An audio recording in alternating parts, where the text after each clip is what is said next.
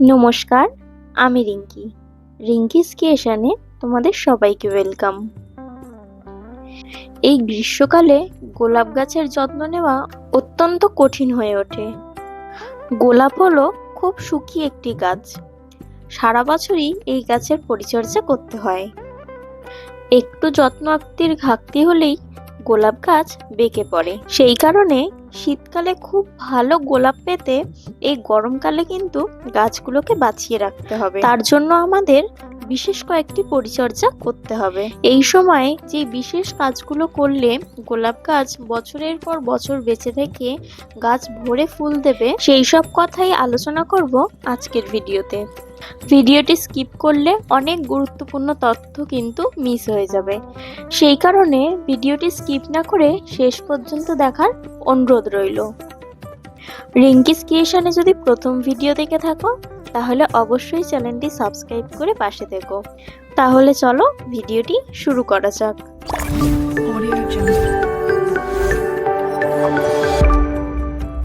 অনেকেই বলে গোলাপ গাছের যত্ন করা নাকি খুব কঠিন। কথাটা কিন্তু খুবখানটা মিথ্যে নয়। গোলাপ গাছের যত্ন করা সত্যিই খুব কঠিন। অন্য ফুলের ক্ষেত্রে গোলাপের কিন্তু একটু বেশি পরিচর্যা করতে হয়, বিশেষ করে এই গ্রীষ্মকালে। গরম এবং বর্ষাতে গোলাপ গাছের সমস্যা একটু বেশিই দেখা যায়। গরম পড়তে না পড়তেই গোলাপ গাছের বিভিন্ন সমস্যা দেখা দিতে পারে, যেমন কুঁড়ি আসলেও তা কালো হয়ে ঝরে পড়ে, কিংবা ফুলগুলি অর্ধেক ফুটে ঝরে পড়ে।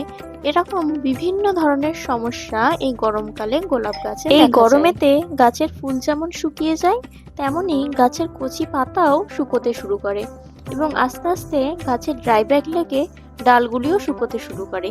এইভাবেই গাছটি আস্তে আস্তে মৃত্যুর দিকে এগিয়ে যায়। পরিচর্যার ভুলে কিন্তু এটি হয় না, এটি গোলাপের নেচার, এটি হবেই।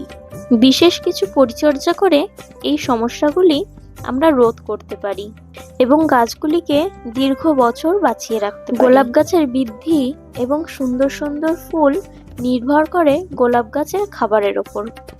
গোলাপ গাছে বছরে 3 বার খাবার দিতে হয়। গোলাপ গাছে মার্চের মাঝামাঝি সময় থেকে জুন মাস পর্যন্ত কোনো রকম রাসায়নিক সার দেওয়া একদমই যাবে না। বিশেষ করে সুপার ফসফেট, ডিওপি, পটাশ এবং এনপিকে। একটা কথা মনে রাখবে, এই সময় এনপিকে 10-26-26, 0-52-34 এই সমস্ত দিয়ে গাছে ফুল ফোটানোর কোনো প্রয়োজন নেই। গরমের সময় গাছে ফুল না নিয়ে এই সময় গাছকে বাঁচিয়ে রাখার চেষ্টা করতে হবে আমাদের। এই সময় জৈব এনপিকে, সর্ষের খোল বা সবজির খোসা ভেজানো জল, এইগুলি অল্টারনেটিভ করে ব্যবহার করতে পারো। এবং ব্যালেন্স এনপিকে, যেমন এনপিকে 19-19-19 বা 20-20-20 1 চামচ নিয়ে এবং একই সঙ্গে 1/2 চামচ ম্যাগনেসিয়াম সালফেট মিশিয়ে গাছের গোড়াতে ব্যবহার করতে পারো, কিংবা গাছে স্প্রেও করতে পারো। এই গরমের সময় থ্রিপস বা মাইসের ভীষণভাবে উপদ্রব লক্ষ্য করা যায়, যার ফলে পাতা কুঁকড়ে যায়, বিভিন্ন নানান ধরনের কারণ হয়। তাই সপ্তাহে একবার তোমরা যে কোনো কীটনাশক গাছে একবার স্প্রে করতে পারো। জৈব কীটনাশক হিসেবে তোমরা কাকা ব্যবহার করতে পারো। এই কাকা কীটনাশক নিয়ে আমার বিস্তারিত ভিডিও চ্যানেলে আপলোড করা আছে, আমি ডেসক্রিপশনে লিংক দিয়ে দেবো, চাইলে তোমরা গিয়ে ভিডিওটি দেখতে পারো। এই কাকা কীটনাশক শুধু পোকামাকড় দূর করতেই কাজ করে না, গাছের বৃদ্ধিতেও এই কীটনাশকটি অত্যন্ত ভালো কাজ করে। এই গ্রীষ্মের সময় গোলাপ গাছে ড্রাইব্যাকের সমস্যা খুব বেশি লক্ষ্য করা যায়, কিংবা পাতা পুড়ে যাচ্ছে, পাতা কুঁকড়ে যাচ্ছে, এই সমস্ত সমস্যা তো আছেই। তাই প্রতি সপ্তাহে যে কোনো কন্টাক্ট ফাঙ্গিসাইড তোমাদেরকে গাছে স্প্রে করতে হবে। গাছ যদি ড্রাইব্যাকে আক্রান্ত হয় তাহলে সেই ড্রাইব্যাকে আক্রান্ত ডালগুলি কেটে ফেলতে হবে, এবং গাছের পাতা যদি ফাঙ্গাসে আক্রমণ হয় তাহলে সেই পাতাগুলিও কেটে ফেলতে হবে। না হলে এই একটা পাতা থেকে অন্যান্য পাতাতেও এই রোগগুলি ছড়িয়ে পড়বে। সেই কারণে যখনই তোমরা দেখবে গাছের কোনো পাতায় ফাঙ্গাসে আক্রমণ করেছে, ইমিডিয়েটলি সেই পাতাগুলিকে কেটে দেবে।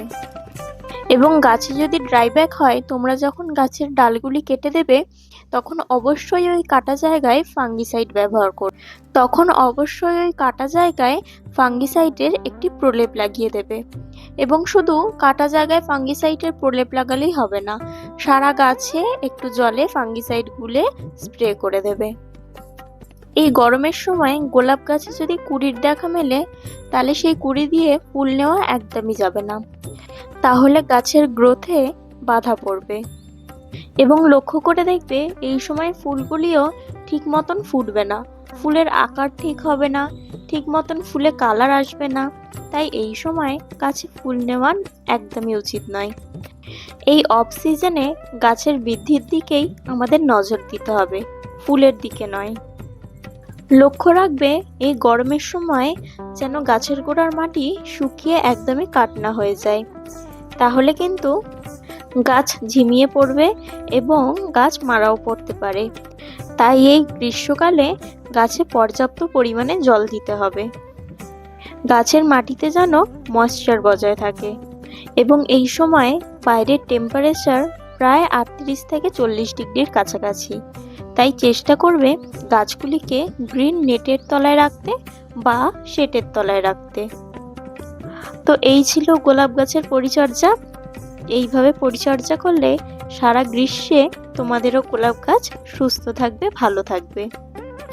ভিডিওটি কেমন লাগলো অবশ্যই জানিও। যদি ভালো লেগে থাকে চ্যানেলটি সাবস্ক্রাইব করো, এবং ছাদ বাগান রিলেটেড যদি কোনো প্রশ্ন থেকে থাকে তাহলে আমাকে কমেন্ট করে অবশ্যই জানাতে পারো।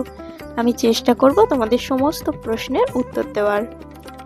আজ আসি, পরবর্তী ভিডিওতে আবার দেখা হবে। সবাই সুস্থ থেকো, ভালো থেকো, সাবধানে থেকো।